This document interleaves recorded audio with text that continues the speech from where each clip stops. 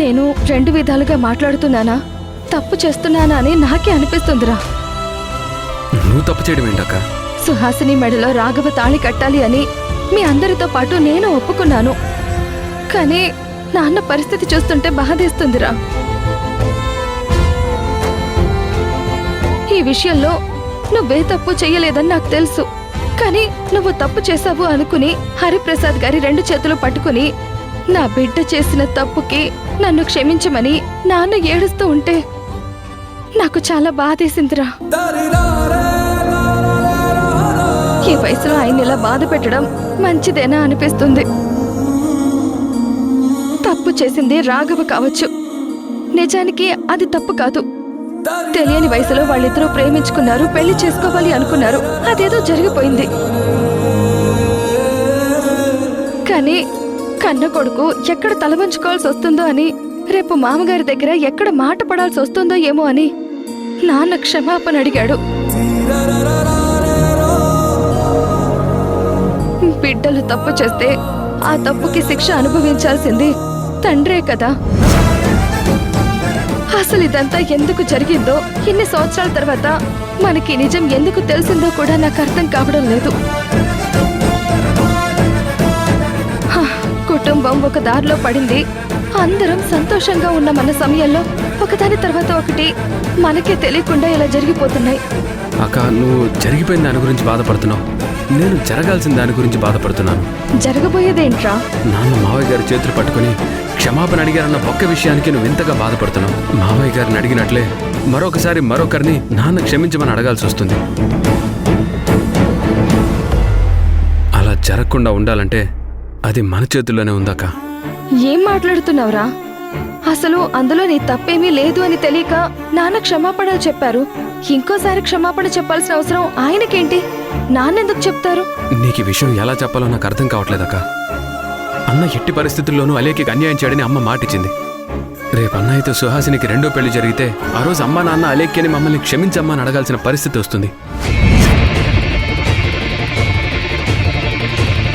ఈ పెళ్లి జరగలేదంటే వాళ్ళు ఎవరిని క్షమాపణ అడగాల్సిన అవసరం లేదు కదా.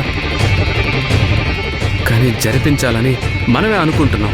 ఒక ఆడపిల్ల సంతోషం కోసం, ఒక బిడ్డ భవిష్యత్తు కోసం మనమే మన అమ్మా నాన్న తల ఉంచుకొని క్షమాపణ చెప్పే పరిస్థితి తీసుకొస్తున్నాం.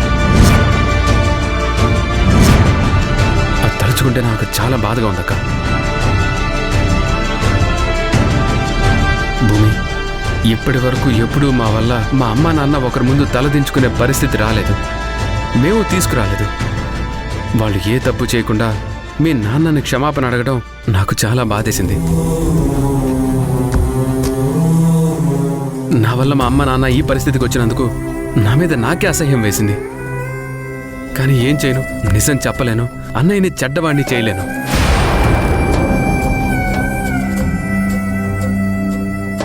అందుకే నా తల్లిదండ్రులు తల ఉంచుకున్న మౌనంగా చూస్తూ ఊరుకున్నాను.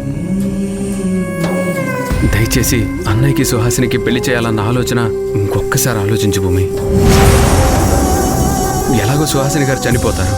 అన్నయ్యతో పెళ్లి చేసినా ఒకటే, చేయకపోయినా ఒకటే. కృష్ణ కోసం పెళ్లి చేయాలని అనుకుంటాను.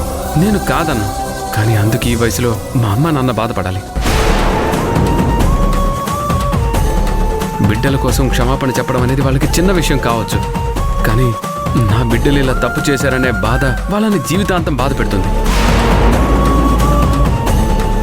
పెద్దవాళ్ళని ఏ కష్టం లేకుండా చూసుకోవడం పిల్లల బాధ్యత.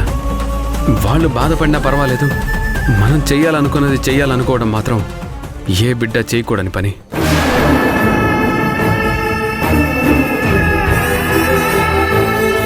అవును భూమి, ఈ విషయంలో మాత్రం వాడు చెప్పేది కూడా నిజమే. జరిగిపోయిన దాన్ని మనం ఎలాగో మార్చలేం, జరగబోయేదాన్ని ఖచ్చితంగా మార్చొచ్చు. రేపు మన భవిష్యత్తు ఎలా ఉంటుందో మనకే తెలీదు. అలాంటిది పాప భవిష్యత్తు ఎలా ఉంటుందో, పాప బాధపడుతుందేమో అని తనకి ధైర్యం ఇవ్వడం కోసం, భవిష్యత్తులో ఎవరి దగ్గర తను మాట పడకుండా ఉండడం కోసం అన్నయ్యకి సుహాసినికి ఈ పెళ్లి చేయాలని నువ్వు అనుకుంటున్నావు. ఆ ఒక్క నిర్ణయం వల్ల ఈ వయసులో అమ్మ నాన్న బాధపడాలి, జీవితాంతం బాధపడుతూనే ఉండాలి. వాళ్ళని బాధ పెడదామా, పెళ్లి చేయాలనుకున్న ఆలోచనని మానుకుందామా?